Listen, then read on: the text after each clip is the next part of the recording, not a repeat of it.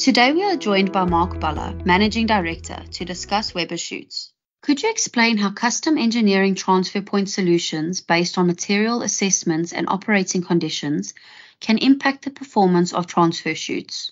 By custom designing each transfer point to suit a specific application, taking into account all the variables such as the material being transferred, weather conditions, operational requirements, you are able to then engineer a solution that is specific to that operation and that transfer point, which will minimize disruptions to the client's operations, minimize environmental emissions and maintenance costs, and add value to the client's operations. So that by doing this, you then turn the transfer chute into a low maintenance, high productivity item in the client's operations. How important is software modeling and material trajectory optimization in the design of transfer chutes? When we first started out with the transfer chutes, it was the days sort of before we started using CAD software for the modeling of the chutes. It was extremely time consuming to do this in the old-fashioned way. So what's computer-aided design and the modeling, the custom modeling of the chutes on fit-for-purpose software does is we are able to expedite and speed up the design process, and then straight from the design process we are able to use latest technology, DEM software, to verify the design and output information to our computerized plasma cutters so that these items are cut from the computer-generated models. This makes the manufacturing process far more accurate, and with the use of 3D scanning to verify the configuration on site, we provide a product that fits perfectly and is fit for purpose. We've heard about regular inspections and maintenance provided by Weba Chutes. What benefits does this offer for customers? We at Weba live with our product through the life cycle of that product and assist the client in performing effective maintenance. And one of the ways that we do this is through regular inspections of the transfer chute and also teaching the clients how to inspect the transfer chute and give us that information so that we can put this information into our maintenance model, which then gives us predictive maintenance schedules so that we can advise the client on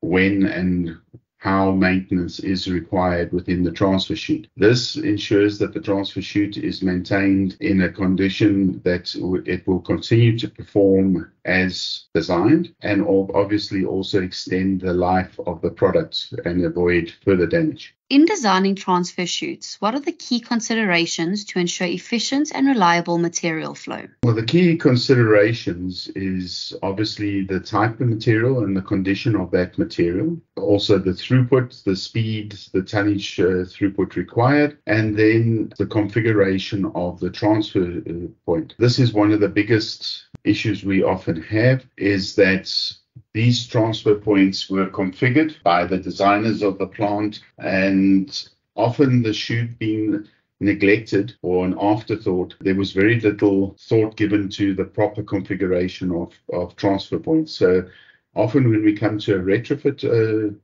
scenario, we are not dealing with ideally configured transfer points, and sometimes it is necessary to try and optimize the configuration to get the desired results. Can you share an example of how ground-up design approach and specialized software modeling enhanced the performance of a specific transfer chute? It is obviously a lot easier for us when the project houses or the design houses involve Weba very early in the process on new plants. An example of this is, for argument's sake, the Solomon's mine in Western Australia, whereby Weba became involved very early in the process so that when the conveyors were laid out and the transfer points were laid out, we were able to assist in the configuration of these transfer points. Now, some of these transfer points were very complicated because there were storage capacities required for belt overrun, or there was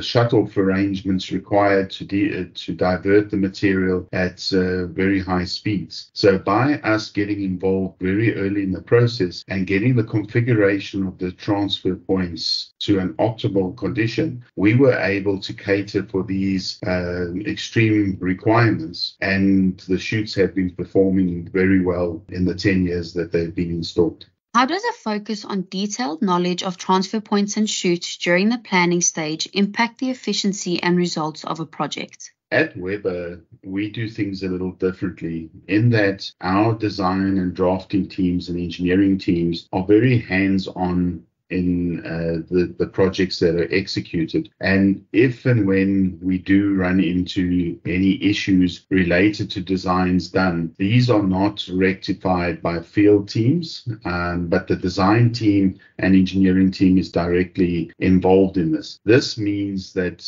we learn from our mistakes and we learn what solutions work in the field and what is effective. We are then able to use this knowledge that we gain over 5,000 installations and accumulate that knowledge so that we can apply it to new projects and new chute designs that we do, which then adds value to the product that we deliver and improves the efficiency and the results of projects and installations that we do. What specific technical tools or processes do you use to model material flow in line with operational needs? While Weba has proprietary knowledge and information which we do not generally share with the public, we do also make use of tools that are available, such as DEM, which we use as a verification tool to simulate the material flow through the transfer chutes which we have designed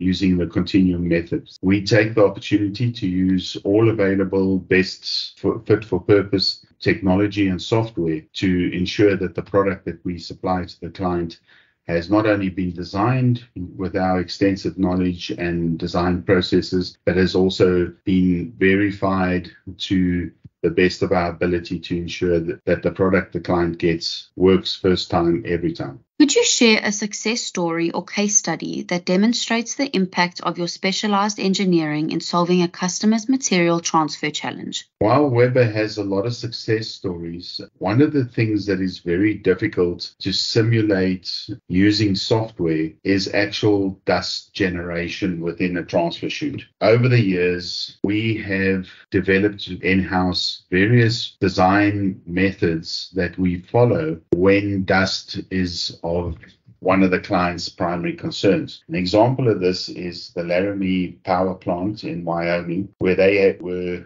under pressure from the OSHA measurements that they would have to reduce dust or face being shut down because of environmental emissions. The main driver of the dust was the transfer chutes, and even though they had dust collection systems on their conveying system, they were still not meeting the OSHA standards. They engaged with Weba, and through applying these design principles, we were able to reduce the dust emissions from these transfer points without the dust collection system being connected to below OSHA standards. So we cannot reduce dust to zero, but through proper design and considering the impacts, velocities, the flow of the material through the transfer chute, how to do the changes of direction, you can, through proper engineering, greatly reduce the dust generated within a chute. And then when the dust collection systems or the suppression systems are connected, you can create an environment which is as near dustless as possible. How does Weba Chutes ensure that their transfer chutes are maintained to deliver reliable performance? Maintenance is one of the key aspects when it comes to transfer chutes, because what often historically has been the case is the chute is maintained when material starts leaking through the side plates of the chute. Maintenance is then performed to patch the hole and for the chute to continue operation. Now, with an engineered Weba chute, often by the time you get to the point that you have hold out on the side plates of the chute, the internal design of the chute is destroyed. And this requires a costly and time-consuming rebuild. So what we do with our clients is we try and work with the clients through education, using technology to make inspections easier and to accumulate data. We are also developing a remote monitoring system whereby we are able to monitor certain high wear areas within transfer chutes remotely and put all this information, which is gained through physical inspections, through the remote information that is received, into a model, so that we can assist the clients by providing them the wear pattern of the chute and thereby being able to predict when maintenance is required. This ensures that the client knows when to have the spares ordered and available, and for them to plan it into their maintenance schedule as and when they are having shutdowns. What are the key benefits of ongoing maintenance provided by specially trained technicians for maintaining smooth production flow? The key benefit of ongoing maintenance is the Weba chutes were designed to perform to a certain level and provide certain operational requirements. If the chutes are not maintained correctly, what can happen is you start creating turbulent flow within the transfer chute. This can then lead to higher environmental emissions. This can lead to spillage on the outgoing conveyor because of the disruption to the flow of material. So the key benefit to proper maintenance of the chute is to ensure that the chute performs through the entire life of the product to the design specification. We at Weba guarantee the performance of our product, but obviously that guarantee is then linked to the chutes being properly maintained so that the performance is then maintained throughout the life of the product.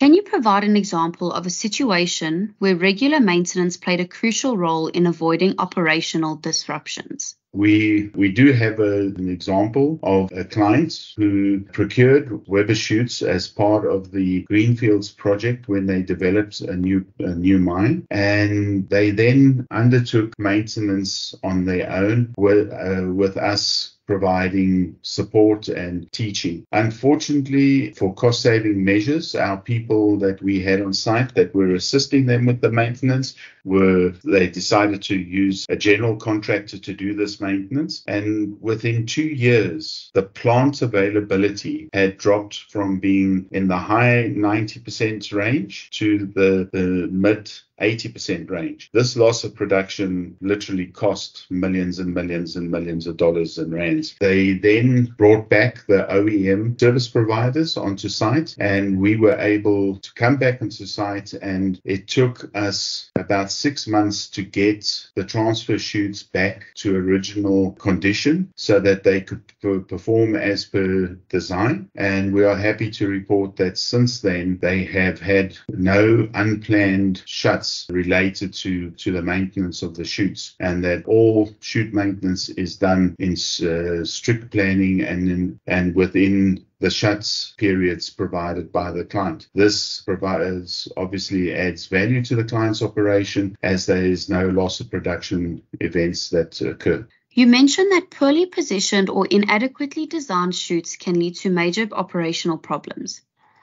Could you share an instance where this happened and how it was resolved? If we take an example from Australia, at the Paraburdoo mine, their maintenance shuts were driven by their transfer chutes because the transfer chutes would hole out after about 6 weeks, and they were having maintenance shuts every 8 weeks so that they could refurbish these transfer points. They approached Weba to see if we could assist them in this, and we engineered chutes for their purpose, which was quite difficult because they're high-speed conveyors, very high tonnage, and their material is also a bit sticky by nature, so it was prone to building up and causing blockages. So we engineered transfer solutions for them, and it was so successful that the chutes were no longer the driver for the maintenance shutdowns, and they were able to increase their shutdown intervals from these 6 to 8 weeks to 3 months, and the chutes only required maintenance on an annual basis. So they were not doing maintenance on every shut on the transfer chutes. They were only having to maintain them once a year. This obviously, from a productivity point of view, added great value to the client's operations. In the event of a design default, what does the 12-month warranty period cover? And how does it help your customers? Weba offers fully comprehensive 12-month performance warranty on our transfer chutes. This obviously excludes fair wear and tear, but we have had situations in the past where chutes have not performed quite as expected. This could be due to a number of reasons. The samples that we tested or observed during the design phase may not have been indicative of or the material going through, or there was some information that we did not have, but we as Weba then live with our product, and we will go back and work with our clients to then overcome the issues that they are experiencing. In some cases, clients may have issues well outside of the maintenance, the warranty period, but we still work with the client to try and ensure that their transfer chutes are performing as required. Through this, that Weba has built, we believe, a good reputation in the industry as being a reliable service provider and ensuring that we have satisfied customers who then support our business. How do you ensure that transfer chutes remain maintenance friendly and, by extension, safer for quicker maintenance procedures? Weba has come up with numerous innovations or methods of improving the maintainability of our product. It can start from something as simple as ensuring that there is ample access to the transfer chute so that it is easy to access the areas that need maintenance, the size and the weight of the components to make sure that they are safe to handle. And one of these methods that we did was develop what we call the quick release lip, which takes the large lip segments and breaks it up into smaller portions, which are far easier to handle. And instead of being fixed in with bolts, they use a hooking method, and this speeds up the maintenance process that it will take about a quarter of the man hours compared to the bolt-in lip arrangement. Unfortunately, this is not suitable for all applications, but we do install them where it is possible. We have also worked on hook-in liner system, which does not require bolts to hold the liners in position. We have worked on liners that can be changed from outside of the transfer chute, so not requiring people to get into confined spaces, especially under silos and stockpiles. So we at Weba forever working with our clients to come up with innovative and out-of-the-box solutions to problems that they are experiencing to make maintenance easier and safer for their personnel. Can you elaborate on the easy access to transfer chutes for maintenance purposes, and how does it enhance safety and minimize downtime? Access for maintenance is one of the most crucial components. There are various ways in which Weba addresses this. We maximize the amounts of access points into a transfer chute. Sometimes this means that not all access points are accessible from platforms or floor levels, but are easily accessible from scaffolding. This just makes it easier for the maintenance personnel to get to the point that they need to do the work instead of trying to climb up or down a transfer chute, which would obviously make the operation more dangerous, and also make these access points as large as possible on the chute so that it is easier to get tooling and spares in and out of the transfer chutes. On top of this, we also look at other methods that will make this the maintenance safer. So on larger chutes where there are larger maintenance components, we also provide the facility to install scaffolding pipes within the chute from the outside so that a stable platform can be constructed within the chute, making the maintenance safer. We have on line chutes the hood of the chute that is on a pivot so that you are able to loosen a couple of bolts and open the head of the chute, which makes it a lot easier to gain maintenance to a transfer chute and to drop maintenance components in. And as previously mentioned, we've also engineered a system whereby you are able to install liners in restricted areas from the outside of the chute without requiring any personnel to enter a transfer chute.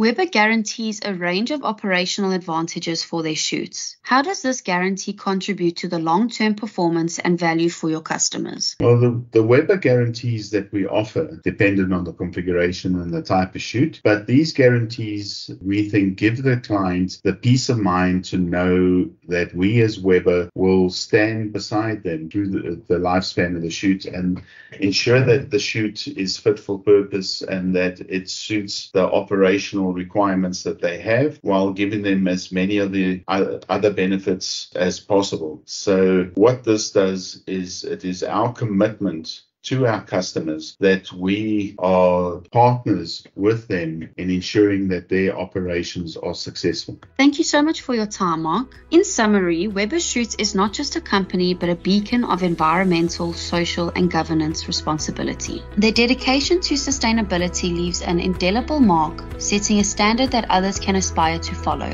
Thank you for joining us on this insightful journey into the world of Weba Chutes.